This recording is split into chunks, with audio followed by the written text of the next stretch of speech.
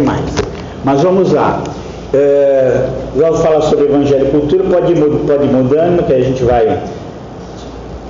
Só o Evangelho muda a cultura humana, de acordo com aquilo que é o padrão de Deus. Eu pus essa frase aqui para nós pensarmos que o que aconteceu, e sempre vai ser assim, nós temos que pensar no nosso papel. Vós sois o quê? Sal da terra e luz do mundo. Isso tem a ver com a nossa influência sobre aquilo que está ao nosso redor. Não significa que nós vamos deixar tudo perfeito, como Deus criou a princípio, mas significa que a ação de Deus na nossa vida, ela vai se refletir naquilo que está ao nosso redor. E tem sido assim ao longo da história. Nós nem sempre conseguimos perceber as coisas boas que o cristianismo fez. Sabe por quê? Porque nós vivemos dentro dessa cultura que foi influenciada pelo cristianismo. Mas se nós vivêssemos numa cultura diferente, a gente ia ver quantas coisas boas, nós vamos ver quantas coisas boas o cristianismo trouxe. Nos últimos tempos, um livro muito bom que eu li foi escrito por um indiano que ele nasceu numa cultura completamente diferente da nossa, e ele conta que ele olhou para a nossa cultura e, apesar de nós termos muitos defeitos, ele viu o quanto que a Bíblia, o quanto que a palavra trouxe coisas boas para a nossa cultura, que é diferente da dele. Então, uma coisa que às vezes a gente não... Ele vai contar algumas coisas, mas é interessante. Lá na Índia, ele falou, se uma pessoa está correndo risco, vai morrer, está doente, ou até uma criança, eles deixam morrer. Tranquilo, sem nenhum problema. Por quê? Porque ela vai reencarnar de novo. Não tem problema, vai reencarnar depois, se morrer. E quando você chega aqui no Ocidente, as pessoas, às vezes a pessoa entra num estado gravíssimo no hospital e eles vão fazer tudo para salvar a vida daquela pessoa. Por quê? Porque a Bíblia ensina que cada indivíduo é único. Ele não é uma alma que está reencarnando, ele não é qualquer coisa, ele é o único de Deus. Então o fato dele ser único, a nossa cultura vai procurar salvá-lo, preservá-lo, cuidar da vida dele como uma pessoa única. Na cultura deles não tem essa preocupação. Então ele fala, a medicina que avançou, porque tem algo que Jesus disse que marcou nossa cultura. Qual é? Ama teu próximo como a ti mesmo. Isso marcou nossa cultura. A cultura dele não tem essa fala de Jesus. Então não tem essa preocupação. Você vai ver algumas coisas muito cruéis, inclusive pessoas em situações ruins, dizendo, não, isso aí é o karma de outra vida que ele trouxe, ele tem que sofrer isso aí mesmo para poder pagar, para poder melhorar um pouco na próxima reencarnação. Não faz nada para a pessoa. Então nem sempre nós percebemos o quanto nossa cultura ela foi influenciada pela palavra, o quanto ela foi influenciada e trouxe coisas boas. Então vamos tentar caminhar aqui, tem 10 pontos para nós lidarmos. Então não posso demorar muito. Então volta lá, ainda que eu não li a frase no final das contas, né? Durante toda a idade das trevas, em meio à crueldade, ao fanatismo, à brutalidade, era possível notar a influência dominante do amor cristão. Então no meio daquilo, de uma cultura bruta, os cristãos eles se destacaram muito por causa do amor que eles manifestavam. Tem uma coisa interessante: cidades eram pequenas, e em algumas épocas deu muitas epidemias, muita doença, e assim, as casas eram muito juntas, e não tinha medicina, porque hoje quando dava epidemia morria muita gente mesmo. E quando dava essas epidemias, a primeira pessoa que ia embora da cidade era o médico, né? Porque o médico dizia, eu não sei o que fazer aqui, ele não tinha esse conhecimento. O médico era uma coisa bem mais simples do que hoje. Então ele ia embora, primeiro. O médico tinha uma coisa que ele sabia, que ele lá mata. Eu vou me embora, para eu não morrer. E não era só o médico que ia embora, os parentes iam embora, porque os parentes diziam assim, se eu ficar, eu vou morrer com ele, então eu vou embora, não sei o que fazer. Não era hoje que você tem médico, você tem remédio, esses tratamentos, e sabe mais, tem mais conhecimento. Quem era que não ia embora da cidade? Os cristãos. Eles ficavam lá para cuidar das pessoas. Mas eles também não tinham conhecimento médico. Não, mas eles tinham amor para aquelas pessoas. Então, às vezes, ficavam lá para dar água, para dar comida, pelo menos para dar a vida para as pessoas. O que acontecia? Muitos desses cristãos, eles morriam também. Mas muitos sobreviviam e os doentes também sobreviviam. Aquela epidemia passava. Quando passava, a primeira coisa que vinha no coração das pessoas, os cristãos ficaram aqui e cuidaram de nós. Então isso tem uma coisa diferente. Hoje nós vivemos numa cultura completamente diferente, onde se cuida dos enfermos. Mas lá no passado foi o cristianismo que arriscou a sua vida para cuidar das pessoas. Você lê a Bíblia, hoje a viúva tem o INSS, né? Hoje o órfão tem algum amparo, mas quem tinha essa ideia, vamos cuidar da viúva e dos órfãos, eram os cristãos que já tinham trazido isso lá do Antigo Testamento, que tem no Novo Testamento o mandamento de cuidar de órfão e viúva. Eu estou falando isso para a gente entender que hoje nós vivemos uma cultura, eu só estou dando exemplos muito rasos para mostrar o quanto o nosso pensamento ele é influenciado pela Bíblia. Isso significa que as pessoas elas são obedientes a Deus, tementes ou servem Ele? Não. Significa apenas que aquilo que a Bíblia revelou, através daqueles que acreditaram na Bíblia, ela foi influenciando a situação. Então mesmo a Idade Média, que hoje já se olha com outros olhos, não de Idade das Trevas, você teve essa manifestação do amor dos cristãos num período em que matar gente era a coisa mais comum do mundo. Eu vou depois fazer algumas listas que nós temos aqui, mas essas coisas são muito interessantes. Isso aqui não era exceção, era hábito, e não era uma coisa, era a coisa mais normal do mundo. Em Roma, nasceu uma criança, não gostei não, pode jogar fora. Né? Em Roma tinha um esgoto que chamava cloaca máxima, eles jogavam lá dentro. Ou no mínimo tinha um lugar chamado, você pode procurar, roda dos desvalidos. Não quero não gostei, tô com defeito, coloca lá na roda. Às vezes ficava lá e às vezes morria. Mas às vezes chegava alguém lá, deixaram aqui, vou levar, e levava para ser escravo. Quem mudou isso foi o cristianismo. E começou, algumas coisas que Jesus falou que parecem muito simples, mas eram revolucionárias. O que Jesus disse? Deixai vir a mim as criancinhas, porque delas é o reino dos céus. Então isso aqui não é alguém para deixar lá na roda dos validos, nem para jogar nos esgotos. Isso aqui é um ser criado em mais semelhança de Deus. Então o cristianismo mudou. Nós vemos uma cultura de 2000 anos que, com todas as suas falhas, ela foi influenciada pelas verdades de Deus. Porque nós nem sempre conhecemos, porque nós vivemos nessa cultura. Hoje muita coisa que está acontecendo, e nós vamos ver isso aqui, é uma quebra daquela influência que o cristianismo trouxe. Entre elas o aborto hoje, que quer ser legalizado, você matou e acabou.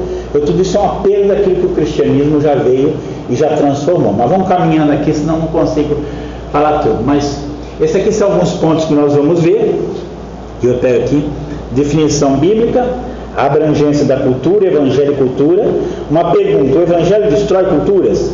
Culturas favoráveis e desfavoráveis, a influência cultural da igreja, cultura e obra missionária, filtro cultural, cristianismo e arte, cultura judaico-cristã sobre a terra. Então vamos lá. Pode ir, acho que agora você tem que clicar bastante, porque ele vai só colorir isso, vai passando, senão demora. Pode pôr o próximo agora. Isso, vamos lá. Então aqui é o que eu dei inclusive na última vez, que é a questão cultural, né? O homem é um ser cultural. Então o ser humano, ele não apenas cria objetos, então ele faz coisas. Já é a gente entender que esse homem criado à imagem e semelhança de Deus, ele é uma criatura criativa, né?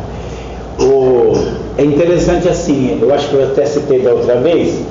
Se você pegar uma espécie de abelha e você medir o tamanho daquela colmeia dela, aquela espécie vai fazer do mesmo tamanho sempre, que nunca vai mudar, é o padrão. O ser humano, quando ele faz as coisas, ele faz o que? Ele tem variedade, ele faz coisas, ele tem criatividade, ele faz as coisas diferentes, nunca é do mesmo jeito. Ele vai ali transformando, ele vai ali mudando, porque Deus deu essa capacidade criativa para ele. Mas ele não cria só objetos, ele cria tradições, artes, comunicação, hábitos, e esses hábitos vão se perpetuando através dos seus descendentes. Então ali é como a cultura se forma. Aquilo que eu aprendi, aquilo que eu vivi, aquilo que eu criei, aquilo que eu modifiquei, eu vou passando para as gerações futuras, e é assim que a cultura ela é transmitida. E eu usei esse trecho que eu acho muito interessante, gosto muito dos recabitas, né? Que aqui diz assim: mas eles disseram, não beberemos vinho, porque Jonadab, filho de Racabe, nosso pai, nos mandou dizendo: nunca bebereis vinho, nem vós, nem vossos filhos, nem edificareis casas, nem semeareis sementes, não plantareis, não possuireis vinho alguma, mas habitarei em tendas todos os vossos dias, para que vivais muitos dias sobre a face da terra em que vós andais peregrinando. Obedecemos, pois, a voz de Jonadab, filho de Racabe, nosso pai, em tudo quanto nos ordenou. Então você veja aqui que eram os descendentes dele, os descendentes do Jonadab, que foram aquela forma de viver, aqueles hábitos que o pai dele passou, eles foram perpetuando. Então essa é a cultura. Nós vamos ver que ela vai ter vários graus, mas essa é a cultura, para a gente entender um pouquinho como ela é. E aí algumas coisas que nós temos que ter em mente, já foi lido aqui, inclusive na abertura da lição, mas a gente tem que ter em mente. Algumas construções culturais são boas, porque os homens foram criados à imagem de Deus. Outras construções culturais são ruins e nocivas, porque o ser humano caiu e foi destituído da glória de Deus. Então tudo numa cultura é ruim? Não. Tem muita coisa em culturas que elas são boas, porque o homem é um ser criado na semelhança de Deus. Mas tudo nessa cultura é boa? Não, tem muita coisa nessa cultura que é ruim, porque este homem decaído também faz muitas coisas ruins. Então, a atitude de condenar qualquer aspecto cultural de um povo é errado, porque às vezes é a maneira dele fazer a coisa, a cultura dele. Agora, há aspectos culturais positivos em vários povos. A maneira deles fazer as coisas são boas, e não só são boas, como às vezes estão em harmonia com a Bíblia. Vou aqui falar, eu acho assim muito interessante, das grandes religiões da China é o confucionismo. E o Confúcio, ele era um sábio, ele não fez uma religião, ele só fez uma maneira de ver a vida. Mas o ponto central de tudo que ele ensinou era o que ele chamava de piedade filial, que era valorizar os pais. Então você começa valorizando os pais. Aí se você valoriza o seu pai, que é a sua autoridade, então você vai valorizar o seu professor. Você vai valorizar o professor, então você vai valorizar o seu governante, como autoridade. E eu pergunto assim, você já viu alguma coisa parecida sobre dar valor aos pais? Onde é que você viu? Né? Honra teu pai e tua mãe, para que vás bem e viva muito sobre a terra. Então a base daquilo que ele falou, queira ou não queira, está ali em harmonia com a palavra. E o que a Bíblia diz? Quando os gentios, que eles não têm uma lei escrita igual os judeus, fazem naturalmente as coisas da lei, eles mostram a obra da lei escrita nos seus corações, né, e nas suas consciências, quer acusando, quer defendendo. Então a gente percebe, agora você vai chegar lá e você vai ver muita coisa do confucionismo que foge à Bíblia, que foge ao padrão de Deus, e é uma distorção. Por quê? Porque o homem também é um ser decaído. Então nós temos que aprender a perceber isso. Então a atitude de aprovar qualquer aspecto cultural de um povo é errado, porque há aspectos negativos. A cultura precisa ser avaliada segundo a palavra de Deus, e esse é o problema.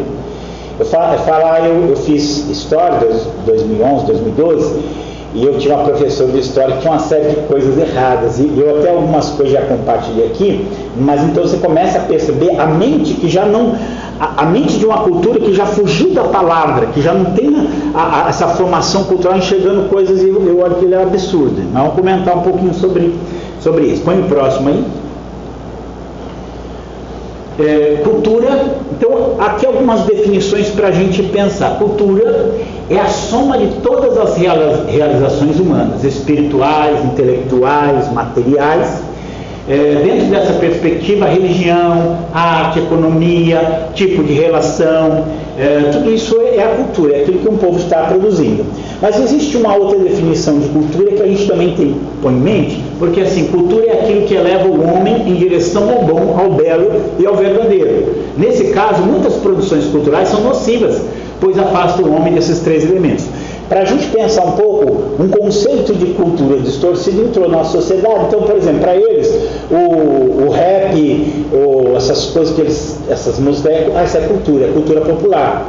Essa cultura está levando o homem para o belo, para o bom e para o verdadeiro? Não. Você tem lá palavrão, você tem lá imoralidade, você tem lá incitação à violência. Não, mas é cultura, é a cultura dele. Mas essa cultura dele é destrutiva, é nociva. Como é que você sabe disso? Ele tem padrão. O problema do mundo não é... O mundo sempre na sua história, ele fugiu do padrão de Deus. Sempre, né? Mesmo aqueles que defendiam, eles fugiram do padrão de Deus.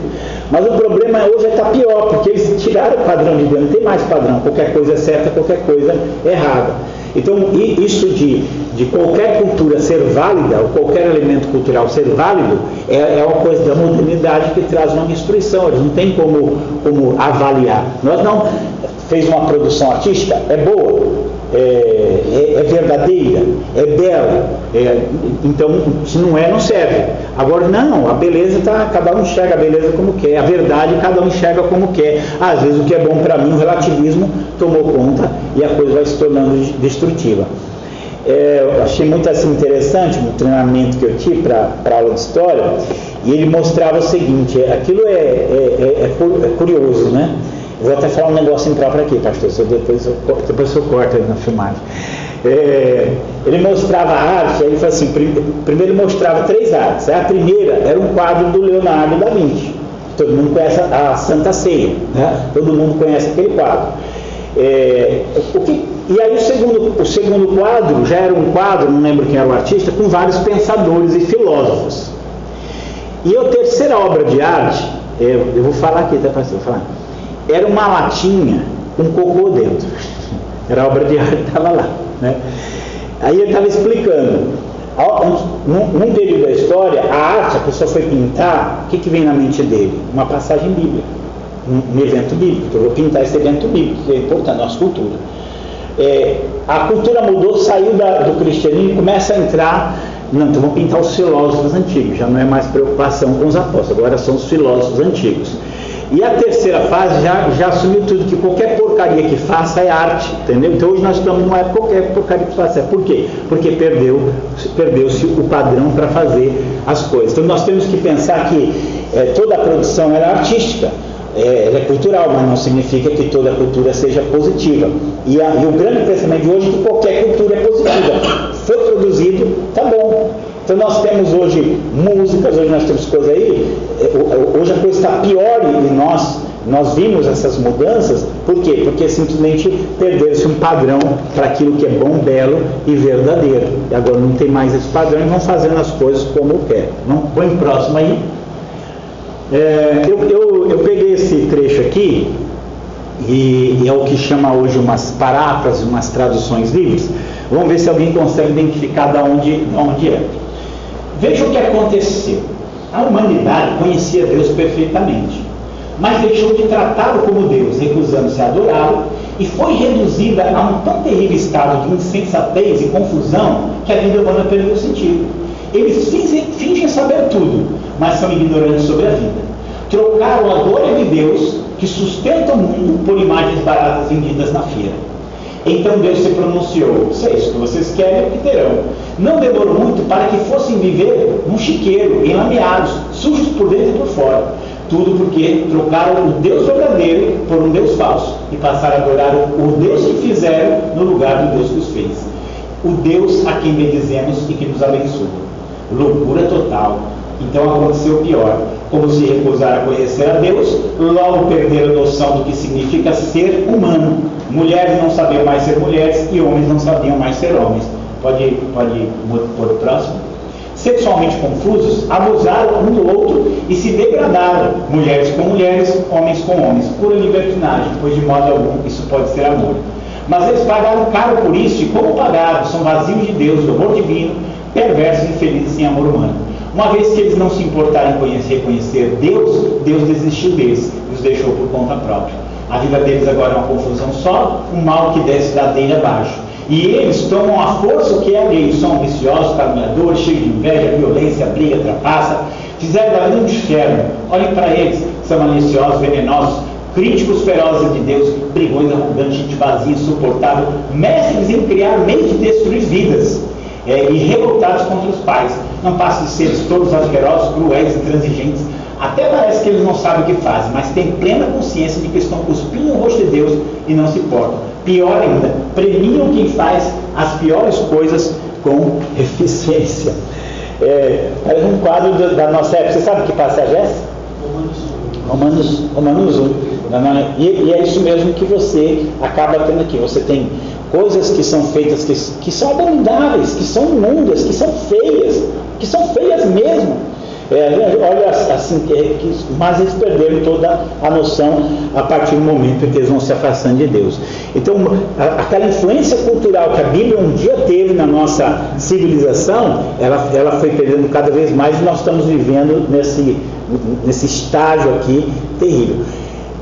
Repita um pouquinho, põe o próximo aí, vamos caminhar aqui. Então, deu para entender um pouquinho sobre cultura? Muito obrigado. A abrangência da cultura. Claro que nós nunca vamos conseguir pegar toda a abrangência, mas nossas crenças básicas, ou seja, aquilo que a gente crê no fundamento ali, ela é a nossa cosmovisão, já vimos um pouquinho aqui. O nosso idioma, a nossa religiosidade, a falta dela, nossa comida, hábitos privados e públicos, nossas artes, nossa forma de produzir, nossos valores morais, nossas instituições, todas as nossas artes, nossas virtudes coletivas, nossos vícios coletivos, tudo isso faz parte daquilo que é cultura. Você já viu, abre aí Tito capítulo 1, versículo 12, você já viu quando as pessoas falam assim, mas o povo paulista é um povo trabalhador, né? Ou o povo nordestino é um povo muito acolhedor, né? Quando você fala isso, você está revelando aspectos culturais de um povo. E nós nem sempre percebemos que nós somos assim, mas faz parte da nossa cultura. Aqui Paulo está escrevendo a Tito, e ele está falando sobre a situação dos habitantes da ilha de Creta, que era onde Tito estava.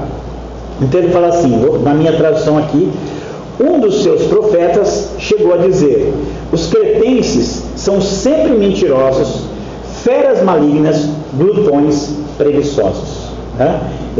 Então ele está fazendo uma descrição geral, porque era uma coisa que até os nossos maneiras de ser, ele às vezes está ali arraigado na cultura. E aí Paulo fala, mas não é para a tendência cultural, e está cultural, está tudo certo, só porque eles são desse jeito. O que Paulo fala aqui? Tal testemunho é verdadeiro, portanto faz o quê? Repreendam-os severamente para que sejam sadios na fé.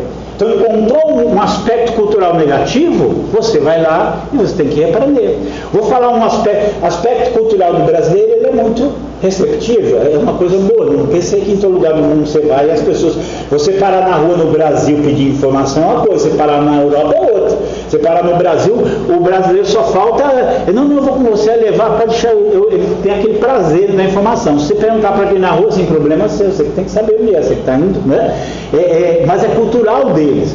Agora, o problema cultural do brasileiro que a gente tem, chegar na hora. Já começa assim, eu fui marcar, pode sentir, né? Se eu fui marcar um horário com o irmão, aí já falei, que horas que pode ser? Umas 15. Umas 15h30, umas 15h30, umas 15h20, né? Às vezes o pessoal vem pra cá, tem um pessoal de Inglaterra que são muito pontuais, e aí ele fala assim pra gente, que horas que vai ser? Umas 6h30. Como assim? É 6 ou é 6h30, né? Então é uma coisa nossa que a gente, e muitas vezes a gente não percebe. Vou falar uma outra aqui que a gente não percebe. Brasileiro é mentiroso. É verdade, brasileiro é mentiroso. E eu estava vendo ele é escritor, né? Agora faleceu ele, eu gosto muito dos vídeos dele, é muito engraçado. E ele estava falando que ele morou na Suíça. Ele falou assim, eu nunca queria morar na Suíça, porque lá você não pode mentir. Aí ele falou assim, eu encontrei um amigo meu, e o amigo meu falou assim para mim, você leu aquele e-mail que eu te passei? Né?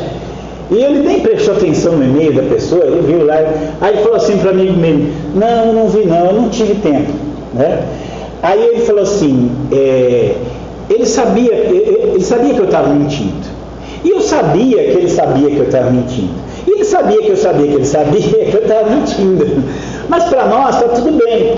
Mas não é toda a cultura que é assim. Aí ele contou a história de um amigo dele na Suíça, que esse amigo dele encontrou o outro e falou assim, você não apareceu no meu casamento da minha filha, uma coisa assim. E aí que ele lembrou, ele falou assim, eu não pude ir, eu até te mandei um telegrama avisando que eu não ia.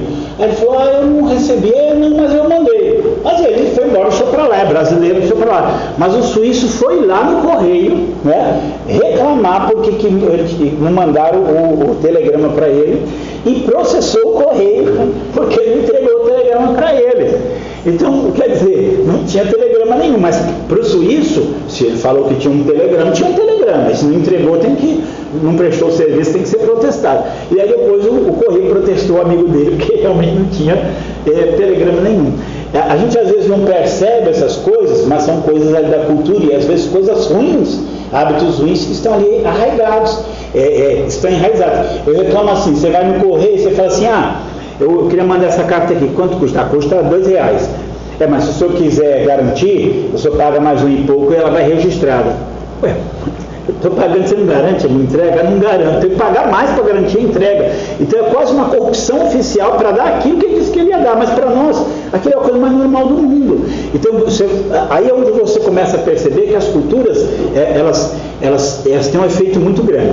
Pegando aqui um momento assim, cultural muito interessante, desse indiano que ele conta, que ele foi na Holanda, e ele chegou lá, tinha para você tomar leite, fica uma vaca lá numa sala, a vaquinha fica lá, as coisas ligadas na teta da vaca, e você tem uma maquininha aqui, que você tira o leite ali dela, você pega o dinheiro, joga numa caixinha, pega o troco ali que você precisa e leva.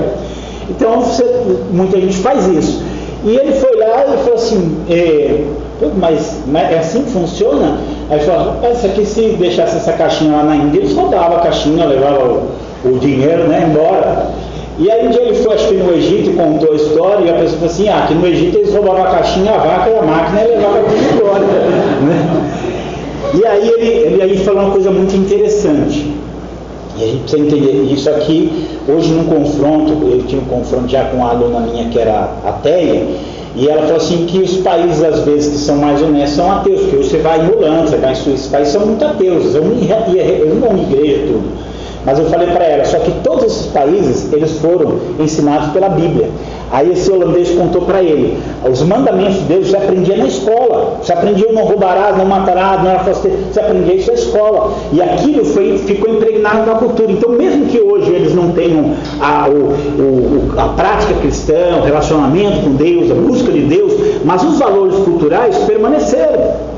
As coisas ali permaneceram. Então nós temos que entender que a Bíblia influencia, muitas vezes a influência está lá, mesmo quando uma fé verdadeira não está lá, porque aquilo vai se perpetuando e aquilo vai ficando lá. Então nós temos que entender que a cultura é todo um conjunto de coisas que nós como cristãos precisamos avaliar. Tem coisa cultural que nós temos que ficar longe, tem hábitos culturais que tem que ser repreendido, tem que ser corrigido, porque faz parte ali do pensamento do povo. Todo povo tem essas distorções e que a gente precisa alinhar segundo a Bíblia. Como o homem hoje não tem padrão, qualquer coisa, o relativismo cultural também dominou tudo, né? Põe o próximo aí. A cultura é coletiva, mas ela pode ser nacional, regional ou até familiar. Às vezes a gente não percebe, mas quando as pessoas casam, às vezes há um choque, porque as culturas, elas são diferentes, né? As culturas familiares, elas são diferentes. Então, às vezes, na família da moça é de um jeito, na família do moço é de outro jeito. São as culturas familiares dos jeitos, e aí você choca. Nossa, como é que... Essa família é esquisita, na sua que é. Na verdade, as culturas ali, elas têm uma maneira de agir, a gente tem que entender. E essa cultura pode ser regional, essa cultura pode ser nacional, e tem vários aspectos. A cultura ela passa de geração em geração de forma espontânea ou intencional. Às vezes você passa para os seus filhos as coisas, né? Faz assim. Às vezes ele pega aquilo só do jeito de você ser. Então às vezes a pessoa é daquele jeito porque a cultura ao redor é daquele jeito, ele vai se comportar daquele jeito. A gente pensa a cultura até na igreja. Tem igreja, você pensa até que todo mundo fez feito o mesmo padrãozinho, mas por quê? A tendência, todo mundo faz daquele jeito, você está naquele culto, você vai caminhar naquela direção, né? A cultura nem sempre é perceptível, a gente nem sempre vê aquilo. Tem muita coisa que é interessante. Estava lendo uma que o indiano ele vai para os Estados Unidos, e lá na Índia eles comem com a mão, né? Eles comem com a mão, pega assim a comida, é o normal, come com a mão. Quando ele chegou nos Estados Unidos, que ele viu o pessoal comia de garfo e faca, ele ficou com nojo de comer de garfo e faca. Aí assim, eu falei, como assim com nojo? Nojo é comer com a mão. Aí ele explicou, eu sei o que eu fiz com a minha mão.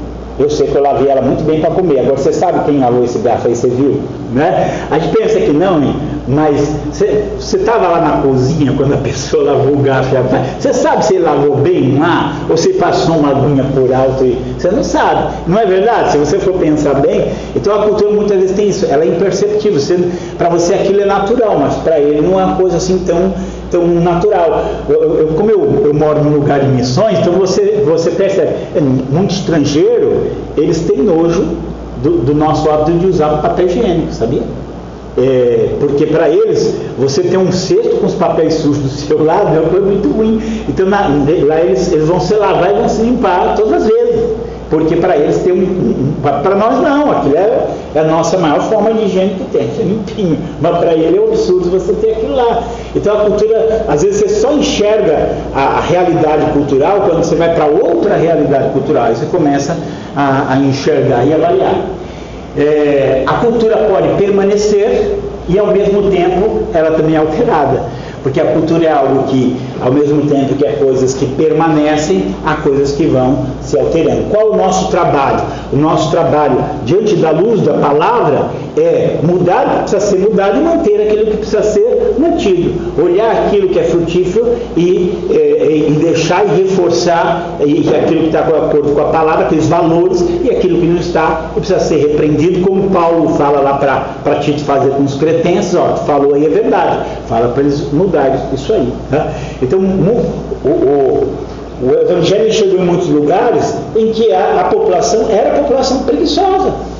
E eles vinham de uma cultura, e a Bíblia é um livro que incentiva o trabalho, a produtividade, a criatividade, e eles mudaram essa cultura para ser uma cultura produtiva e trabalhadora, porque a Bíblia ela traz isso.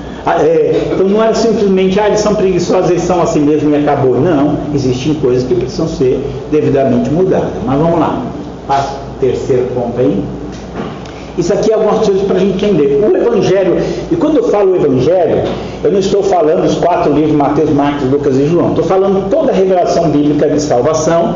Ela é uma cultura, ela apresenta uma maneira de ser, ela apresenta uma maneira de produzir, ela apresenta valores com ela apresenta uma visão de mundo com ela traz. Então o Evangelho em si ele já tem a sua cultura, os seus valores, as suas crenças, a sua raiz, os seus métodos, inclusive, e uma série de coisas que nós precisamos cavar. A Bíblia, por ser a palavra de Deus, ela é uma fonte inesgotável de criatividade, de instruções, de direção, e a gente tem que buscar nela.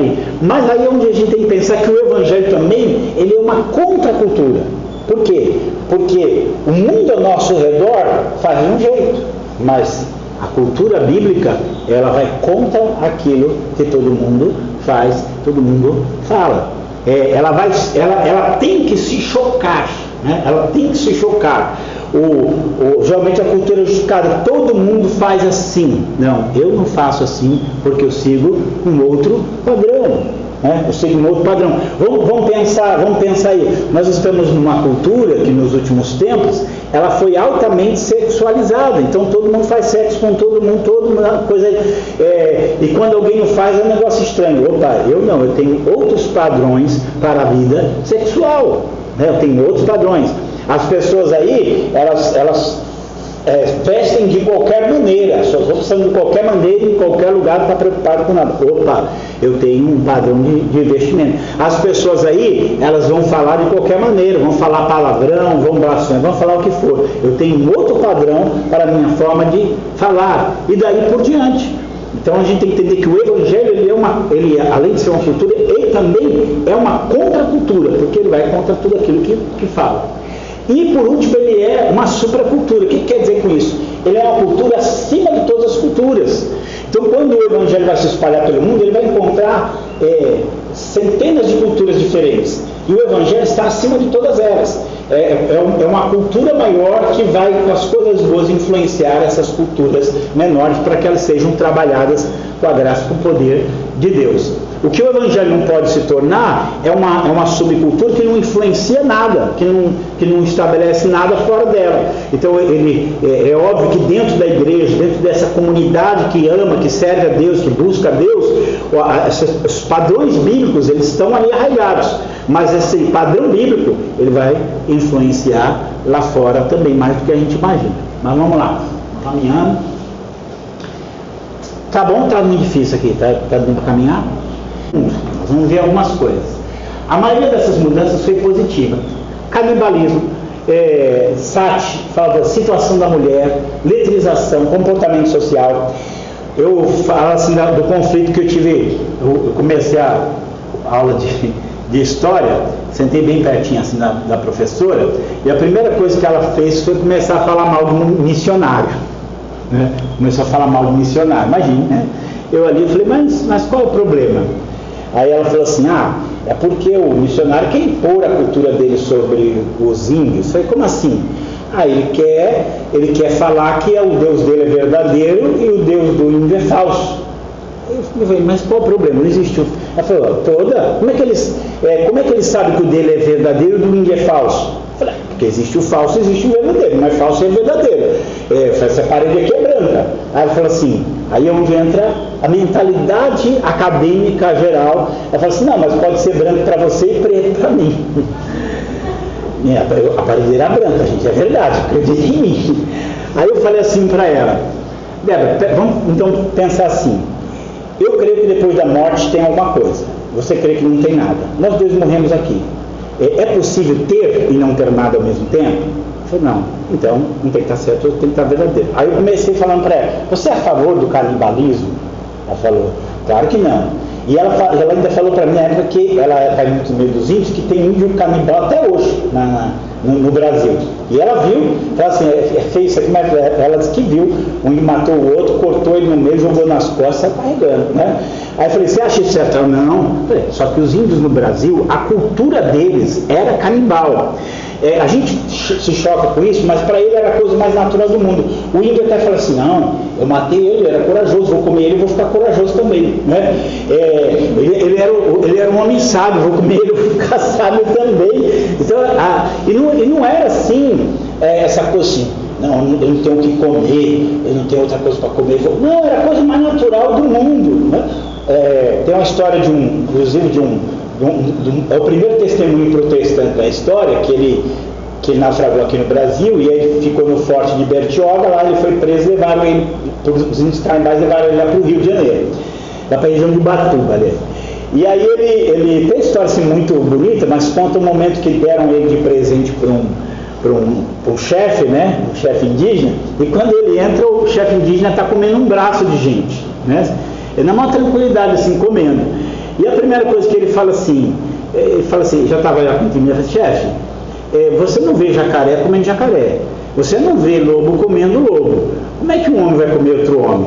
Aí diz que o chefe olhou para ele e falou assim, eu sou uma onça, e voltou a comer. Então você percebe que quem acabou com essa cultura canibal? O cristianismo entrou e acabou. Lá na Índia tem um filme muito interessante para se assistir sobre missões, que é Uma Chama na Escuridão. É a história do primeiro missionário, o homem que moveu missões. E ele chegou lá na Índia e ficou chocado, porque lá na Índia era cultura queimar a viúva em cima do túmulo do marido. Aí eu até perguntei para essa minha... É verdade. Tinha viúva, e assim, olha como é que é cultura. Tinha viúva que legal.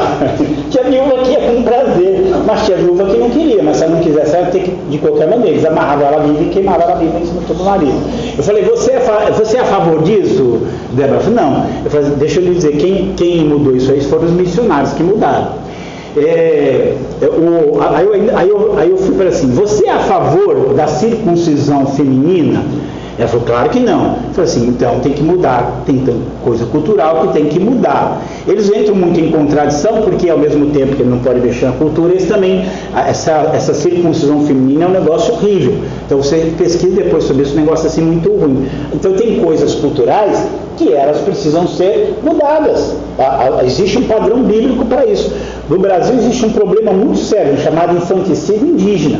Porque a maioria dos que fazem o trabalho aí são tudo esses cabeçudos dessa cabeça retorcida relativista.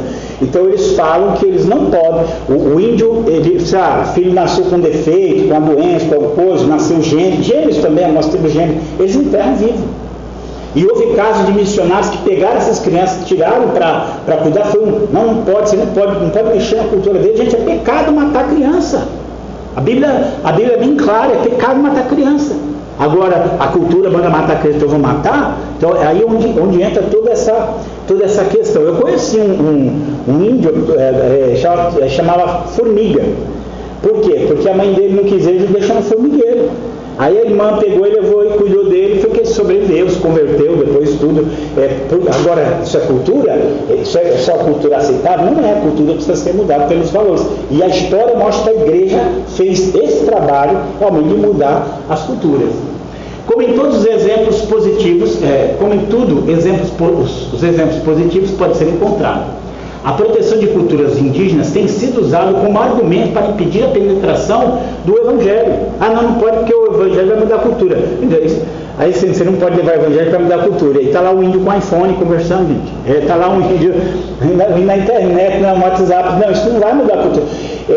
Eu fui lá em uma cidade do Pará, que era Parauapebas.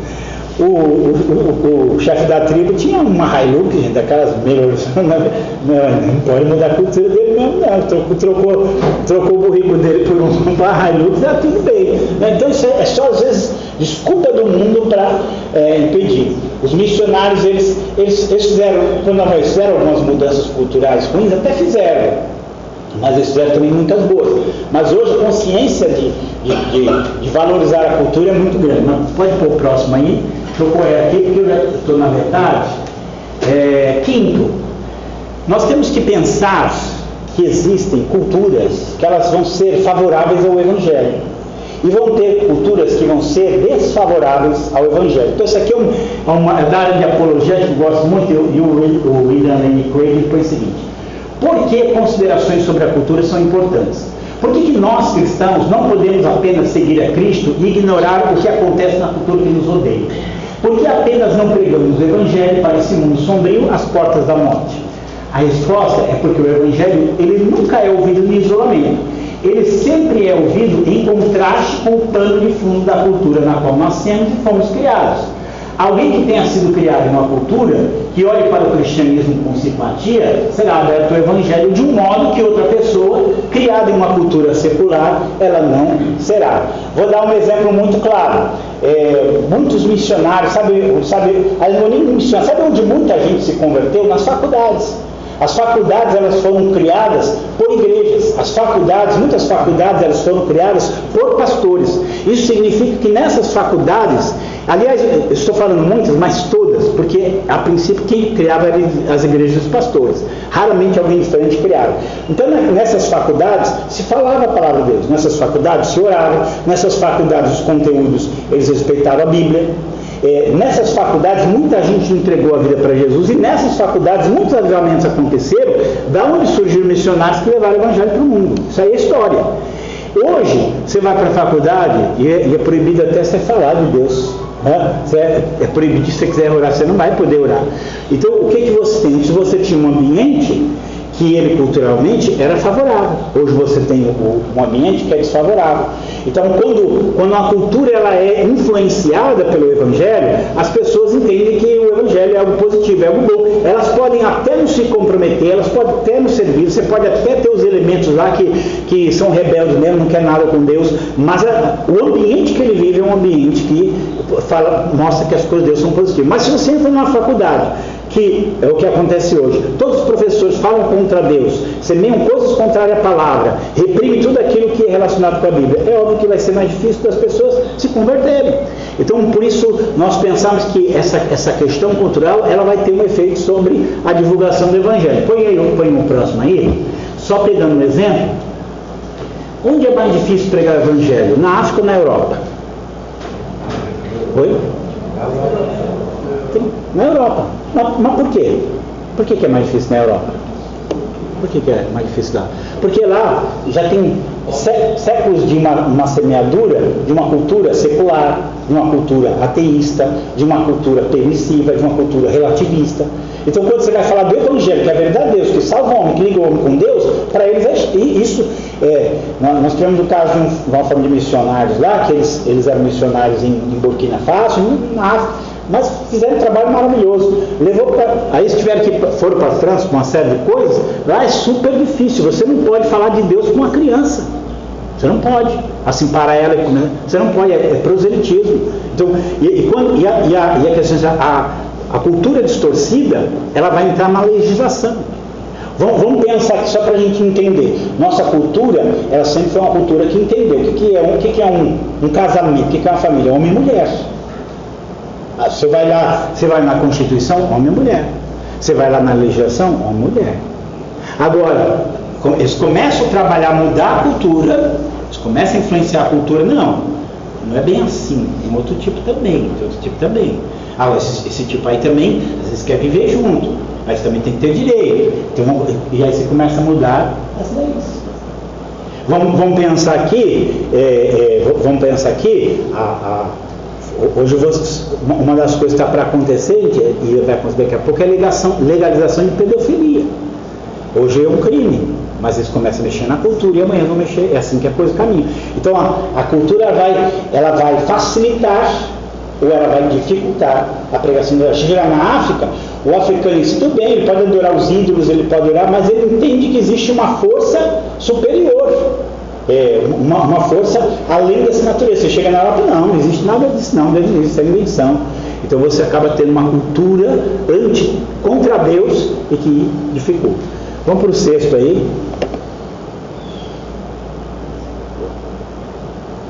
Esse relógio antigamente não ia tão rápido assim não, pastor. Eu estou percebendo a mudança nele. Aqui, rapidamente, se eu não conseguir falar tudo, mas pelo menos assim, a influência, só para vocês entenderem a influência cultural. O cristianismo, nesses 2000 anos em que ele se espalhou pelo mundo, ele levou inúmeras coisas boas. E que você não vai aprender essas coisas boas na escola. Se nós tivéssemos uma outra cultura, você ia aprender. Mas a cultura que nós estamos vivendo cada vez mais, os professores que estão entrando em sala de aula, eles já recebem uma cultura anticristã na faculdade dele e ele vai passando, né? O ensino cristão proibiu o aborto. Você pensa que aborto é uma coisa nova? Mas tem um livro maravilhoso chamado O Crescimento do Cristianismo, que é um estudo bem sociológico que ele faz, o autor, e ele conta em Roma que eles acharam os instrumentos para fazer aborto. Aborto era muito comum na época, os cristãos foram que acabaram com o aborto. O cristianismo pôs fim ao infanticídio, principalmente de meninas, que era muito comum, como eu falei aqui, era comum em Roma. Quem pôs fim a isso foi o cristianismo. Eu lembro um tempo, assim, quando as redes sociais começaram, lembro que até um e-mail que era muito chocante na China. Eles mostraram assim na China uma criança, uma menina, enrolada nos panos, jogada no meio-fio de uma rua movimentada. E ele mostrava, todo mundo passava pela menina, a menina chorando lá no meio-fio, e eles passavam. Porque para eles é normal, alguém não quis, jogou aí, é a coisa mais normal do mundo. Aí de repente passou um senhor assim, viu lá, pegou a menina, jogou na lata do lixo e foi embora, né? Para não ficar no meio da rua. Para nós assim é chocante, para eles era normal, porque isso é uma cultura que não foi influenciada pelo amor à criança, pela valorização do ser humano, do indivíduo que você tem ali. Os cristãos ajudaram os enfermos em caso de epidemias, que eu já comentei. No mundo romano, as mulheres não tinham qualquer direito. O cristianismo lhe deu uma posição de honra. Começou a valorizar a mulher, dando honra à mulher. Às vezes quando a pessoa fala assim, a Bíblia é um livro machista, né? Aí eu leio lá, maridos, amai vossas mulheres como Cristo amou a igreja e por ela se entregou. Está dizendo assim, se precisar, morra pela sua esposa. Nossa cultura machista, né? É isso. Mas o fulano ali é crente, não faz isso. Aí é outro problema. Se ele obedece ou não obedece é outra história. Mas que a Bíblia manda fazer, a Bíblia manda fazer. Então nós pensamos assim que a Bíblia realmente ela trouxe essa valorização da mulher. Você pode até ver a diferença. Em uma cultura islâmica, a mulher não vai na sinagoga, na mesquita. Ela não vai, porque a religião ela vai praticar de outra maneira, mas não vai entrar lá. O que Paulo vai dizer? Ele vai dizer que tanto o homem como a mulher, eles têm acesso à salvação em Cristo Jesus. Então eles vão cultuar a Deus juntos. né? Eles vão estar lá cultuando a Deus. Então aquilo já era uma valorização da mulher que nunca se viu. Só estou dando alguns exemplos bem práticos, bem rápidos, tá? Cuidado com órfãos e viúvas, que eu falei. Produziu harmonia entre as diversas classes sociais. Quer ver uma coisa tremenda? A gente pode pensar que não, mas no Império Romano começou o dono do escravo e a igreja junto do escravo dele. Você pode falar assim, isso não mudou? Claro que mudou. Aí você fala assim, hoje tudo bem, a pessoa trabalha como trabalhador, engraçado, sei lá, o trabalho que ele tenha, mas às vezes ele não tem essa possibilidade de estar na igreja junto com um patrão dele, se eles não forem crentes. No cristianismo, isso foi igualado. Então, essas coisas parecem muito simples, mas quando a Bíblia falar que para o Senhor não tinha diferença entre livres e escravos, está dizendo que todos os dois são dignos diante de Deus e que podem servir ao Senhor juntos. E aquilo era uma coisa evolucionária. A gente não enxerga isso porque a gente já vive isso, já está ali. A fidelidade conjugal produziu crescimento populacional e apresentou um novo conceito de humanidade a um mundo exaurido pela crueldade pagã. Aquelas coisas de gladiador que a gente vê, o negócio era o seguinte: ali a gente que prendeu na guerra, eles iam lutar com o outro até morrer.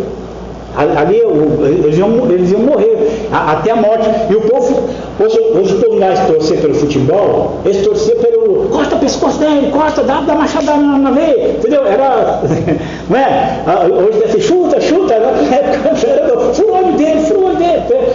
Aquilo era um negócio cruel, sanguinário mesmo, e que o pessoal vibrava. Nossa, você viu, rapaz, que beleza, quando cortou o braço dele assim, o sangue espirrou, que maravilha. Assim, eu gostei. E o cristianismo começa a ver, nós não somos animais, nós somos criados em imagem e semelhança de Deus, não é assim que a vida vai. Então, essas coisas foram mudando. Então, assim, até hoje o máximo que você tem é luta com um monte de regra e você não pode fazer coisa, mas não era assim não, velho. Quem podia mais chorava menos e acabou, né? E aquilo, não é só que, coitado, mas não, que beleza, mas que beleza, pai, aquele camarada é bom, cortou o outro em 5 pedaços diferentes. Põe o próximo aí. Mais algumas coisas. Aí eu pus a influência cultural da igreja. A gente sabe que o propósito de pregar o evangelho é salvar almas. É conectar, não é só melhorar a condição de ninguém. Se a igreja, você tem uma aula da igreja que ele vai lá para mudar a condição social de ninguém. Mudar a condição social das pessoas para ir limpinha para o inferno não funciona, né? Ele vai limpinho, gordinho, bonitinho, educadinho para o inferno, né? Isso aí não mudou nada. Então o trabalho no evangelho é conectar o homem com Deus. Estabelecimento de padrões morais. Então, queira ou não queira, você começa a ter padrões morais para as pessoas. O caminho onde ela vai seguir, o que ela vai obedecer. Idioma escrito. Se tem algo que a igreja levou, tinha povos, até hoje acontece isso, que eles conversam, mas eles não têm idioma escrito. Quantas vezes os missionários chegaram a aprender aquele idioma, traduziram a Bíblia para aquele idioma? Você sabe a revolução que faz isso na vida de um povo? Daqui a pouco eles têm um idioma escrito, eles vão pegar aquela ali e vão desenvolver uma série de coisas por causa desse idioma escrito que tem. Compartilhamento de conquistas culturais, ou seja, eu aprendi muitas coisas, minha cultura é uma cultura que aprendeu, que criou muitas coisas, eu vou conviver com outro povo, eu vou passar a compartilhar isso que eu tenho com aquele povo. Quer ver uma dos casos na história que é interessante? Os povos onde hoje é Inglaterra, Irlanda, Escócia, aquele povo ali era um povo muito terrível. O que eles gostavam de fazer? Eles iam para a guerra, eles lutavam na guerra, ele cortava a cabeça do inimigo e ele amarrava na cintura a cabeça do inimigo. Então ele andava com a cabeça do inimigo, aquele secava, mas ele dava gente que ficava ali. E o cara, quanto mais cabeça ele tivesse amarrado na cintura, mais macho era o cara. Então o cara era forte lá. Quando chegou o Evangelho lá fez um trabalho muito forte, uma transformação muito grande. Eles passaram a andar com livros amarrados na cintura. Por quê? Porque agora eles começaram a valorizar o conhecimento e o entendimento com os livros amarrados na cintura, porque era a conquista deles. Isso é uma mudança. O que vocês acham que é melhor? Né? A cabeça das pessoas ou o livro? Mas o Evangelho trouxe isso, né? Cuidado com o próximo como um padrão ético. Ama o teu próximo como a ti mesmo. A gente pensa que isso é muito natural, mas o natural do ser humano cada um tem sua vida, você que se vira, você não tem nada a ver com você. Enquanto que o Evangelho trouxe essa preocupação com o próximo, que você vai enxergar na nossa cultura de uma maneira geral. Até a pessoa o Bill Gates diz que já doou bilhões, né? Também, se eu tivesse dinheiro que eu também doava bilhões, né? Mas doou bilhões, ele fala assim, eu não creio em Deus, mas eu faço bem. Mas ele só faz o que ele faz porque ele vive numa cultura que ensina a amar o próximo, a doar, só por isso. Então a questão não é essa, se ele crê ou ele não crê. Agora que a influência vem daquilo que Jesus trouxe, como ama teu próximo por ti mesmo, isso é. Aí você tem, quem plantou escola, gente, no mundo inteiro, foi a igreja, foram os missionários. Quem plantou hospitais no mundo inteiro foram os missionários. Hoje, escolas, hospitais, uma série de instituições estão na mão do governo. Mas não foi assim que funcionou. Eu vou até assim, no nosso exemplo lá, os Roda Benção tem um trabalho com menino, com adolescentes grandes lá. Eles têm. Só que isso começou quando eles vão para São Paulo, na década de 80, 70, 80. E tinha muita criança de rua, muita criança na rua. Então eles começaram a cuidar dessas crianças. O governo não estava nem aí para isso. Agora hoje o governo ele quer regular tudo, ele quer entrar em tudo e fazer tudo. Só que quem começa isso é a igreja. A igreja começou o hospital, começou a escola, tudo isso faz parte da cultura cristã. Pensamentos e instituições democráticas que trouxeram estabilidade para as nações originadas depois do colonialismo. Isso aqui é um pouquinho de história, mas só para você entender. Um sociólogo fez uma pesquisa o seguinte, ele olhou os países da África e da Ásia, e ele chegou, e ele inclusive, não é que ele fosse crente ou qualquer coisa, não, ele era um estudioso, ele ia fazer um estudo, e ele chegou à seguinte conclusão: os países que receberam o maior número de missionários protestantes são os países que hoje têm uma maior estabilidade política. Quanto mais missionários receberam, mais estável é aquele país. Você sabe que tem muitos deles que estão em guerra, até hoje os resolveram.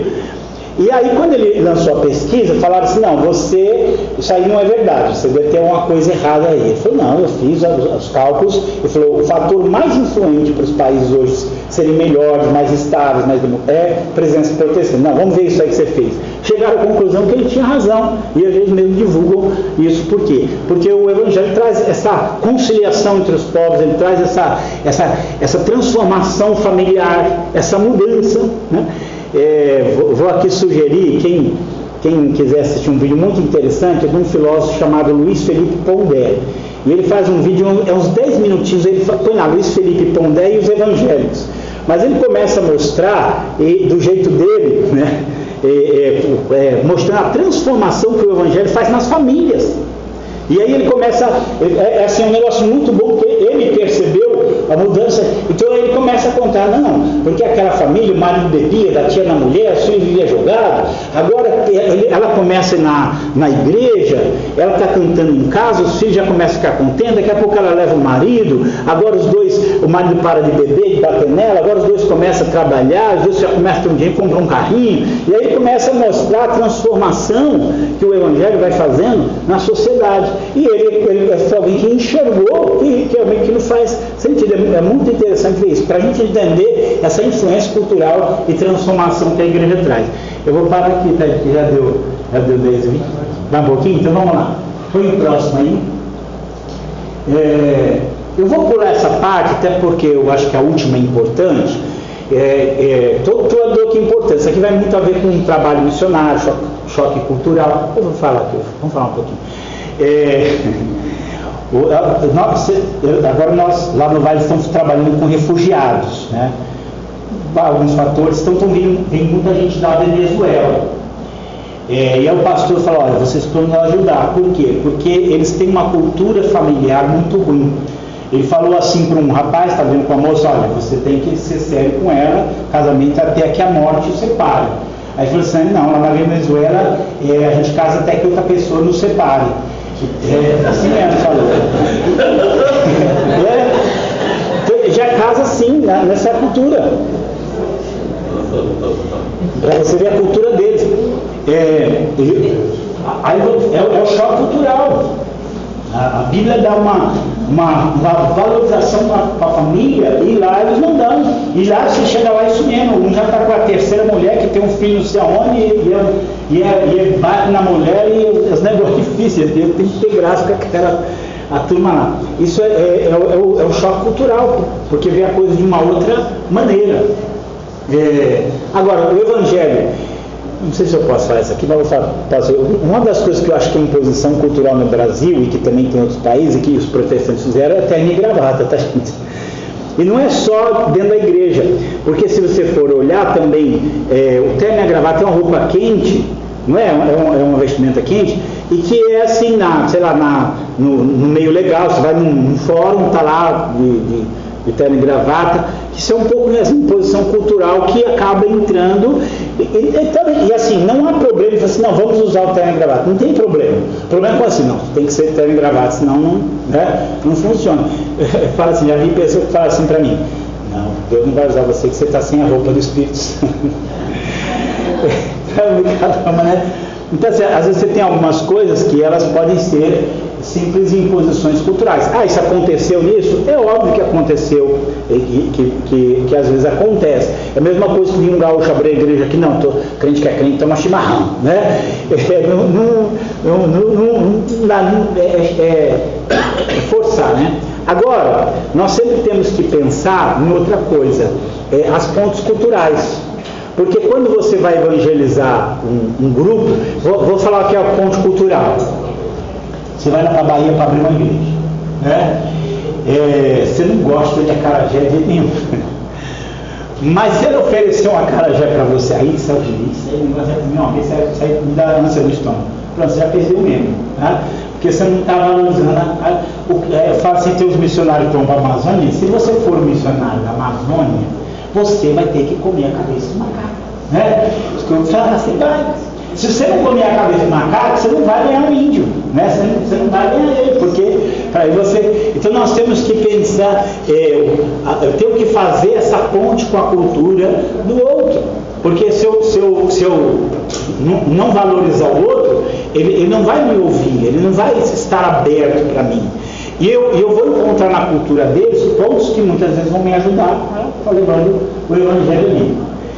Então, assim, o evangelho vai sempre sofrer uma adaptação cultural, mas ele tem que tomar o cuidado para não se transformar num sincretismo, de juntar coisas que não tem nada a ver. Eu sei que o pastor tem toda a visão dele de Natal, mas fala a verdade, gente. Aí eu vejo assim as coisas, eu vejo o Papai Noel e aqueles bichinhos orelhudos lá, que é aquele capeta, gente. Assim, o que tem Jesus a ver com aqueles bonequinhos orelhudos e a pessoa está lá e misturando aquilo? Isso é sincretismo.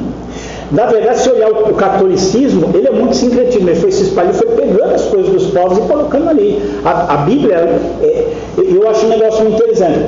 O catolicismo veio para o Brasil e vieram os povos africanos e fizeram o sincretismo, que você tem uma mistura ali.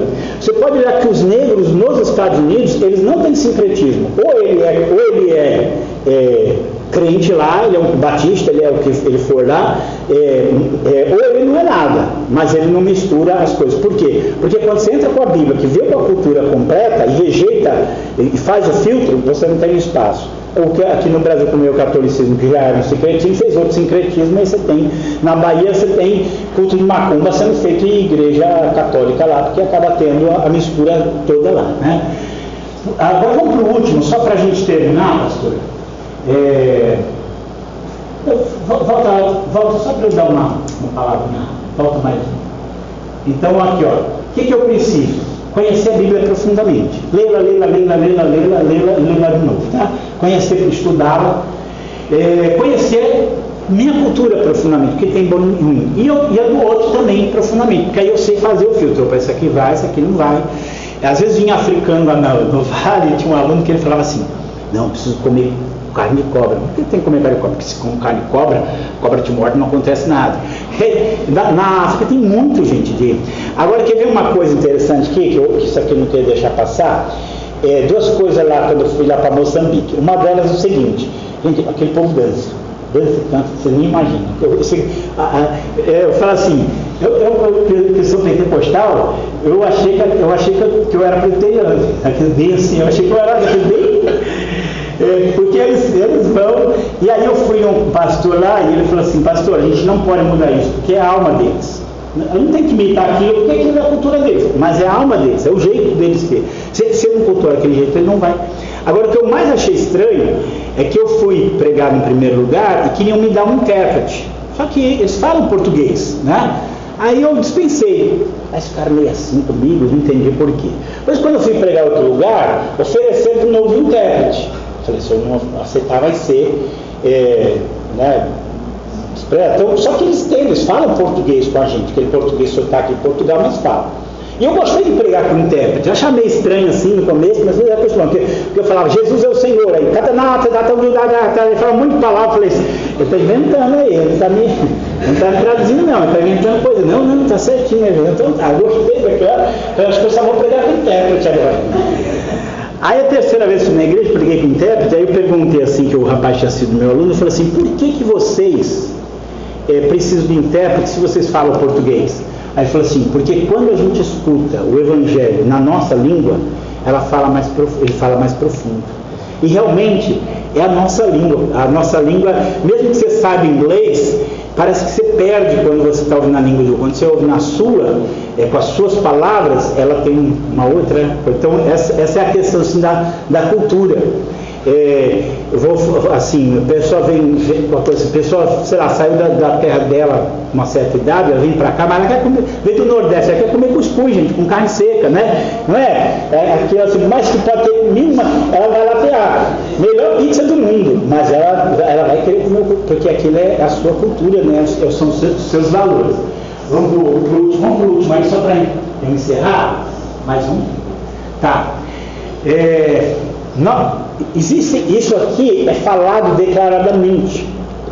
Existem alguns, como eu posso falar, movimentos, vamos chamar de movimentos, que eles dizem a cultura judaico-cristã ela é ruim e ela precisa ser destruída, com tudo que ela tem. Então eles vão trabalhar para destruir a cultura judaico-cristã, os nossos valores de família, de Deus, eles vão trabalhar para que isso seja destruído. Então primeiro você tem o secularismo. O que é o secularismo? É um estilo de vida onde nós já fomos vítimas disso. Por quê? Porque para nós, a nossa religião, e a gente tem muito isso na cabeça, a religião é para praticar em casa. Eu não levo ela para o trabalho, eu não levo ela para o lugar público. Eu sou crente no domingo à noite na igreja, segunda de manhã eu já tenho que me adaptar ao redor, né? O que eu creio, você não pode, às vezes, você fica até com vergonha de dizer o que você crê. Um exemplo, eu cito muito sempre exemplo aqui. A gente está no supermercado, vamos supor, abrir o supermercado, nós estamos lá fazendo compra. Aí deu umas 6 horas lá assim, vamos fazer uma oração aqui, todo mundo se ajoelha lá no hospital, no supermercado e começa a orar, cantar hino. O que vocês acham que vai acontecer? Vamos chamar a polícia, isso é pra mim. Isso tá doido, né? Vai orar na igreja, que não é lugar de ficar orando não, de ficar rezando e cantando, não é isso? Agora, vamos pensar lá num país islâmico, deu 6 horas, o que acontece? Todo mundo joga seu tapetinho no chão, interessa onde ele está e vai fazer a oração das 6 horas, isso é coisa mais. Até o gerente da loja vai, o gerente do supermercado joga, tá, todo mundo faz. Por quê? Porque a cultura dele é uma cultura religiosa, não é uma cultura secular. Então essa cultura secular, ela nos proíbe, a nossa fé é um negócio para você ter guardado na sua casa para você, mas ela não é uma verdade que deva influenciar os outros. Então nós já vivemos muitos anos de influência secular, a gente não percebe isso, mas isso fecha ali as portas para muita coisa. O marxismo, ele literalmente, há um ramo que ele fala, nós temos que destruir essa cultura judaico-cristã para poder colocar outra no lugar. Eu vou fazer uma coisa que é só um sintoma. O que tem mais nesse país aqui? O que foi mais influente? O cristianismo ou os cultos dos povos africanos? Qual que é mais influente? Cristianismo, sem dúvida.